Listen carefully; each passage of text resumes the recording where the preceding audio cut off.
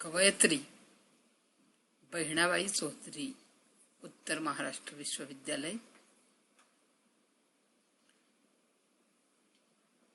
धनाजी नाना महाविद्यालय फैजपुर से प्रस्तुत कर रही हूँ डॉक्टर कल्पना पाटिल। यमे हिंदी के द्वितीय भाग में हिंदी साहित्य का आदि एवं मध्यकाल, यह पेपर पढ़ाया जा रहा है। इस पेपर का एक महत्वपूर्ण विभाग या इस पेपर की एक महत्वपूर्ण इकाई हिंदी साहित्य का काल विभाजन तथा नामकरण, इस विषय पर दोस्तों आज इस हिंदी जगत के हिंदी दर्पण यूट्यूब चैनल पर मैं आप सभी का स्वागत करती हूँ। हिंदी साहित्य का काल विभाजन तथा नामकरण जो है,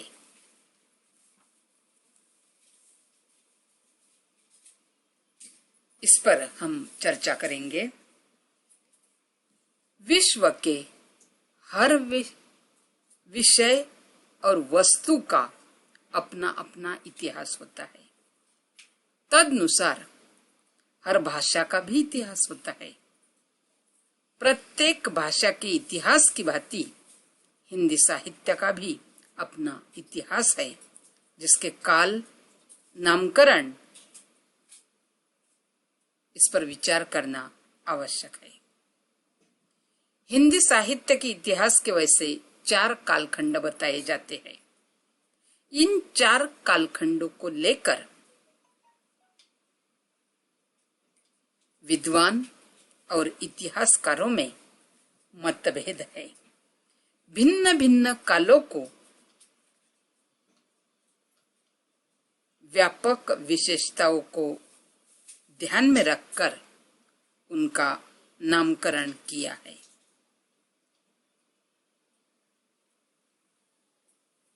सर्वप्रथम हिंदी साहित्य का काल विभाजन करने का प्रयास किया गारसा द तासी, इस फ्रेंच विद्वान ने सर्वप्रथम हिंदी साहित्य के इतिहास का लेखन किया, किंतु काल विभाजन का कोई प्रयास उन्होंने नहीं किया। तत्परांत शिवसिंह सैगर ने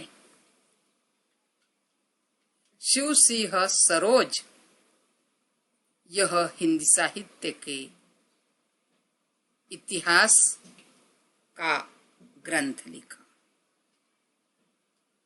इसमें हिंदी के 1000 कवियों का चित्रण किया गया।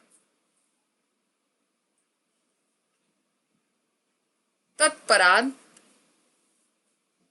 प्रसिद्ध विद्वान जॉर्ज ग्रियर्सन ने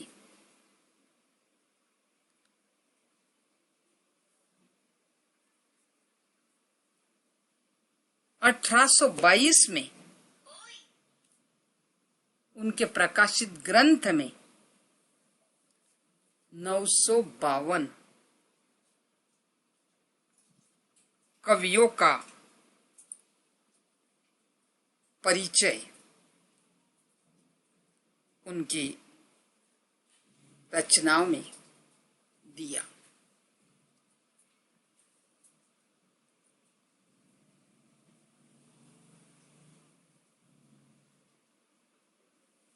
मिश्र बंधुओं ने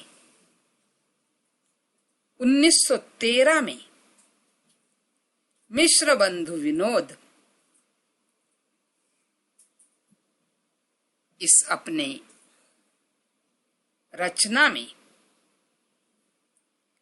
काल विभाजन का नूतन प्रयास किया, जिसमें जॉर्ज ग्रियर्सन का ही अनुकरण मिलता है। आचार्य रामचंद्र शुक्ल ने हिंदी साहित्य का इतिहास यह ग्रंथ लिखा और उसमें काल विभाजन किया। दोस्तों, किसी भी काल का विभाजन करते वक्त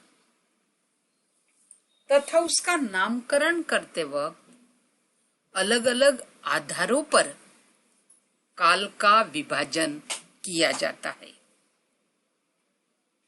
काल विभाजन के अलग अलग आधार है। प्रथमतः ऐतिहासिक कालक्रम के आधार पर काल का विभाजन किया जाता है। इतिहास घटनाओं को ध्यान में लेकर उन ऐतिहासिक कालक्रम के आधार पर नामकरण करता है। वैसे ही हिंदी साहित्य के इतिहास के काल विभाजन में भी ऐतिहासिक कालक्रम के आधार पर, जैसे आदिकाल, मध्यकाल, आधुनिक काल,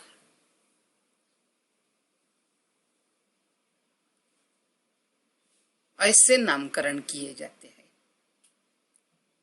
दूसरा काल विभाजन है शासक या शासन के काल के आधार पर।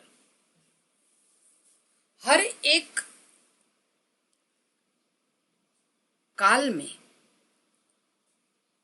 विशिष्ट शासक या शासन बहुत प्रचलित होता है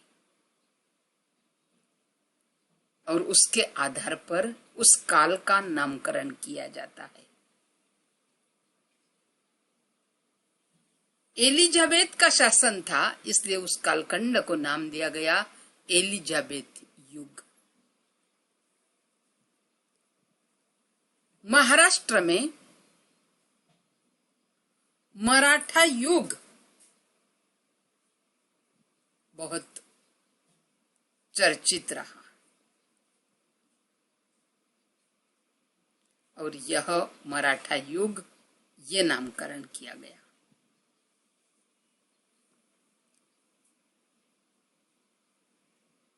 उसके पश्चात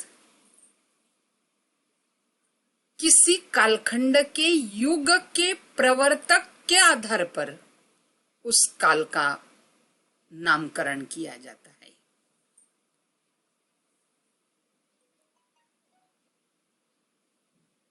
छायावादी काल में हम देखते हैं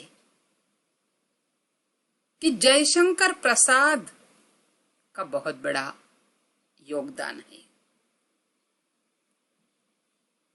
परवर्ती साहित्य उनसे प्रभावित है और इसीलिए उनके कालखंड को नाम दिया गया प्रसाद युग।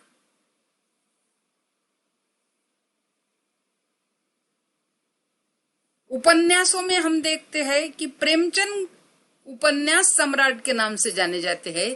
प्रसाद के साथ वैसे ही प्रेमचंद का भी साहित्य में बहुत बड़ा योगदान है। तो प्रेमचंद कालीन उपन्यास उनके आधार पर दिया गया नामकरण है। रामचंद्र शुक्ल का निबंधों में बहुत बड़ा योगदान है, इसलिए हम शुक्ल कालीन निबंध, शुक्ल युग आधुनिक काल में गद्य साहित्य की दृष्टि से और पद्य साहित्य की दृष्टि से दोनों रूपों से एक महत्वपूर्ण नाम हिंदी साहित्य के आधुनिक काल में है भारतेंदु का। भारतेंदु ने प्रचुर मात्रा में गद्य पद्य में लेखन किया, लेकिन जहां काव्य और साहित्य एक ही सिक्का था, कोई दो पहलू नहीं थे। आगे चलकर आधुनिक काल में भारतेंदु ने गद्य लिखकर साहित्य की विधाओं में प्रचलित मात्रा में विकास किया। इसलिए इस कालखंड में भारतेंदु के नाटक है, एकांकिया है, पद्य भी है। उस काल को भारतेंदु युग के नाम से जाना गया। अगला आधार है राजनैतिक नेता के आधार पर। राजनीति में प्रभावशाली नेता के आधार पर उस काल का नामकरण होता है, जैसे गांधी युग, नेहरू युग। साथ ही राष्ट्रीय, सामाजिक, सांस्कृतिक आंदोलन के आधार पर भी काल का नामकरण होता है। जहां हम भक्ति काल की बात करें तो मध्यकाल के पूर्वार्ध में साहित्य का प्रमुख आंदोलन था भक्ति,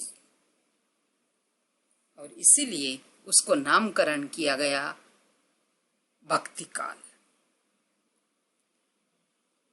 समाज को जागरूक करने का काल द्विवेदी युग, जिसको पुनर्जागरण काल के नाम से जाना गया। और साहित्यिक प्रवृत्ति के अनुसार भी काल का नामकरण होता है। रीति ये साहित्य की प्रवृत्ति है, पद्धति है। इसीलिए 1700 से लेकर 1900 के कालखंड को रीति काल कहा गया। पंत प्रसाद निराला महादेवी वर्मा के काल को साहित्यिक प्रवृत्ति के आधार पर छायावाद ये नाम दिया गया। साहित्यकारों ने जहां साहित्य लेखन में प्रगति की, वहां प्रगतिवाद कहलाया, और उस प्रगतिवाद को आगे प्रयोगवाद आदि नामों से प्रचलित किया गया। तो इस प्रकार दोस्तों, काल विभाजन अलग अलग आधारों पर किया जाता है। हिंदी का काल विभाजन जो है, डॉक्टर नगेंद्र ने किया गया काल विभाजन हम सर्वप्रथम देख रहे हैं। डॉक्टर नगेंद्र ने आदिकाल, भक्ति काल, रीति काल और आधुनिक काल, ये 4 कालखंड माने। उनमें से आदिकाल को 7वीं शती के मध्य से 17वीं शती के मध्य तक माना। 7वीं शती का मध्य यानी 750 से लेकर 17वीं शती के मध्य तक यानी 1650 तक। भक्तिकाल को डॉक्टर नगेंद्र ने 14वीं शती के मध्य से 17वीं शती के मध्य तक माना। रीतिकाल को 17वीं शती के मध्य से 19वीं शती के मध्य तक माना, अर्थात 1650 से 1850 तक। और आधुनिक काल माना 19वीं शती के मध्य से लेकर आज तक, अर्थात 1850 से लेकर आज तक के कालखंड को डॉक्टर नगेंद्र ने आधुनिक काल कहा। डॉक्टर नगेंद्र ने संवत के विशिष्ट काल को यहाँ उद्बोधित नहीं किया, तो शती के मध्य से मध्य तक इस बात पर जोर देकर डॉक्टर नगेंद्र ने हिंदी साहित्य के इतिहास का काल विभाजन किया।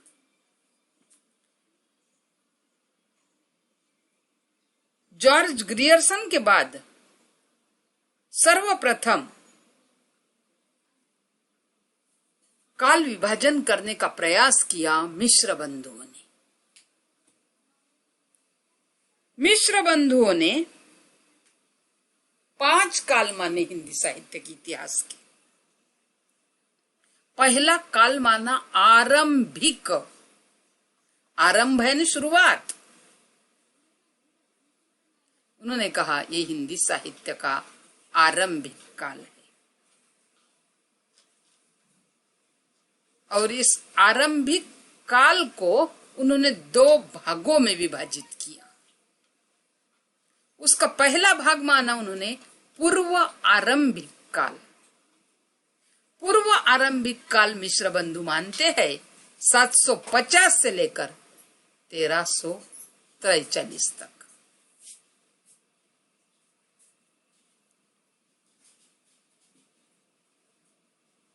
आरंभिक काल का दूसरा भाग माना उत्तर आरंभिक काल। उत्तर आरंभिक काल माना जाता है 1345 से 1444 तक।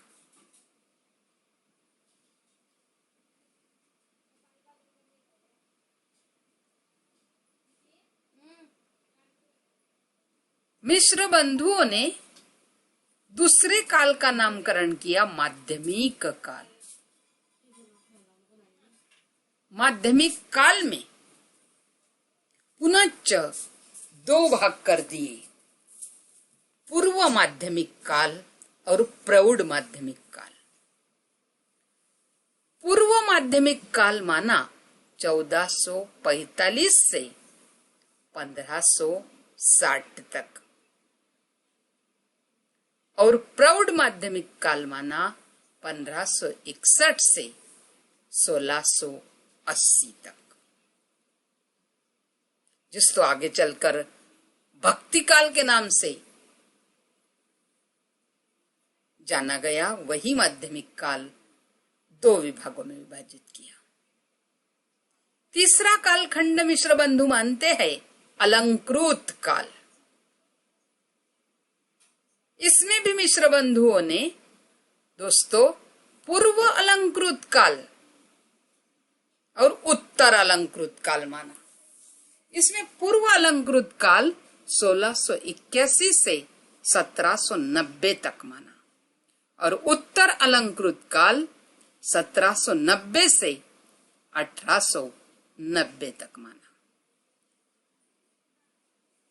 चौथा कालखंड माना मिश्र बंधुओं ने परिवर्तन काल। ये काल माना 1890 से 1925 तक, और इसका नामकरण किया परिवर्तन काल।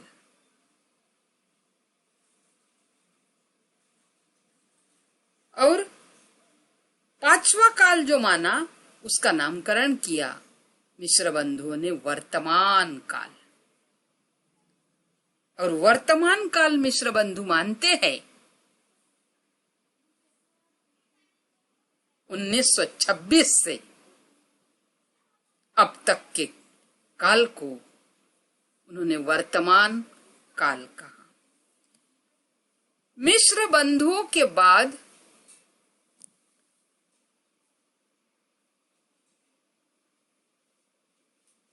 उन्नीस में आचार्य रामचंद्र शुक्ल ने हिंदी साहित्य के 1000 वर्षों के इतिहास को 4 कालों में विभाजित किया। पहला माना आदिकाल। आदिकाल को रामचंद्र शुक्ल नामकरण करते हैं वीर गाथा काल।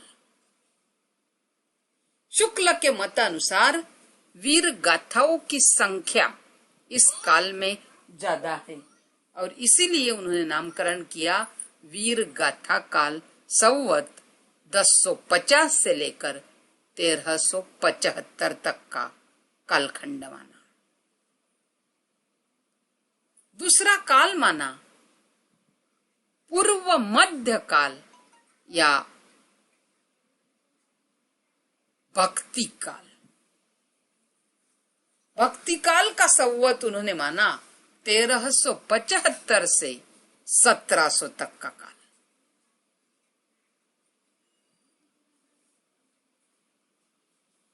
बाद में माना दोस्तों उत्तर मध्य काल, जो रीति काल के नाम से प्रचलित है। उसको माना संवत 1700 से 1900 तक।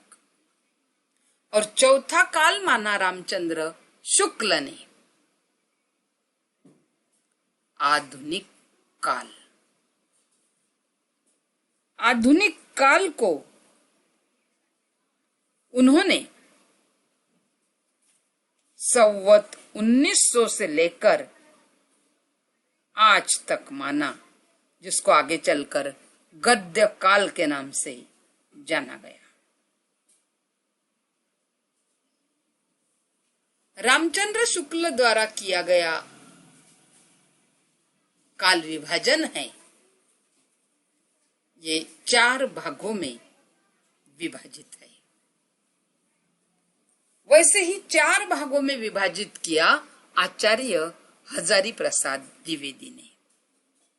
डॉक्टर हजारी प्रसाद द्विवेदी ने भी हिंदी साहित्य के इतिहास का नामकरण और काल विभाजन करते वक्त वही किया। उन्होंने आदिकाल को माना 1000 से 1350 संवत तक, भक्ति काल को माना 1350 से 1700 संवत तक, रीतिकाल को हजारी प्रसाद द्विवेदी 1700 से 1900 के संवत तक मानते हैं और आधुनिक काल 1900 से आज तक उन्होंने माना हुआ है।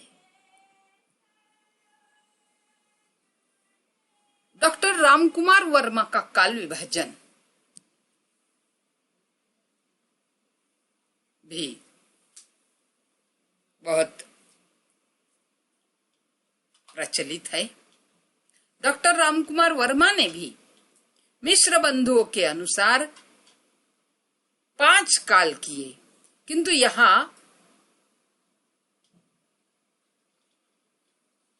उन्होंने हिंदी साहित्य का आदिकाल जो है, जिसको हम आदिकाल मानते हैं, उसको 2 भागों में विभाजित कर दिया। और रामकुमार वर्मा ने पहले काल का नामकरण किया संधि काल। उन्होंने कहा कि यह 2 भाषाओं के बीच संधि है, इसलिए उसको नामकरण किया गया संधि काल। और संधि काल का संवत है 750 से लेकर 1000 तक का दोस्तों।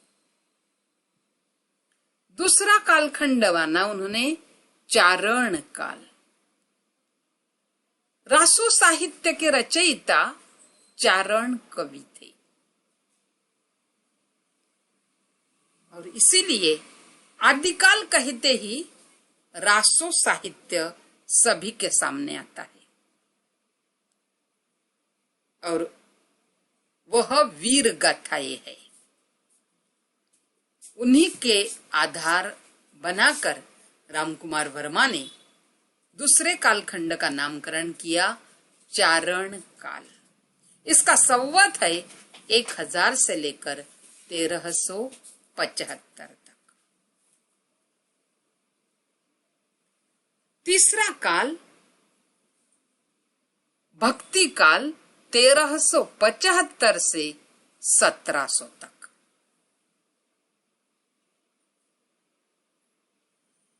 चौथा काल माना रीति काल, जो संवत 1700 से लेकर 1900 के कालखंड को रीति काल कहा।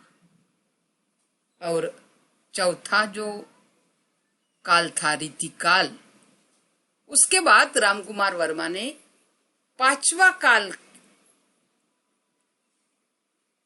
किया आधुनिक काल, जो माना संवत 1900 से लेकर अब तक का जो कालखंड है उसको उन्होंने रीति काल के नाम से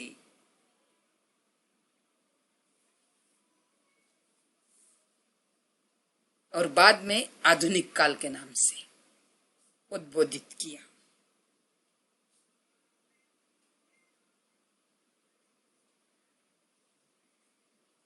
आदिकाल की आरंभिक सीमा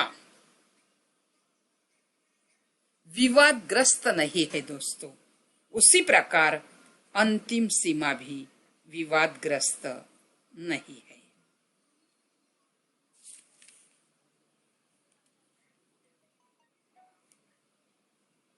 हिंदी साहित्य के इस कालखंड को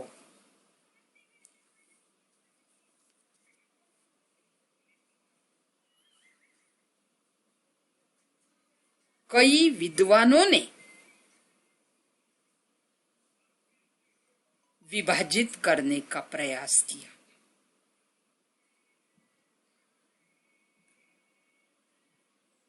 किंतु लेखकों के मतांतर इसमें कितने भी हो,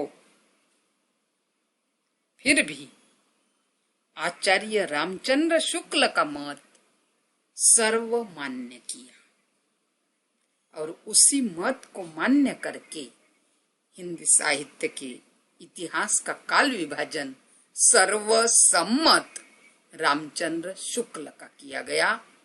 दोस्तों, आज के इस व्याख्यान में हमने हिंदी साहित्य का काल विभाजन और काल विभाजन के आधार इस पर बात की। हमारे अगले विवेचन या व्याख्यान के दरम्यान जैसे काल विभाजन के बारे में विभिन्न मत है, वैसे ही हिंदी साहित्य के आदिकाल के नामकरण की समस्या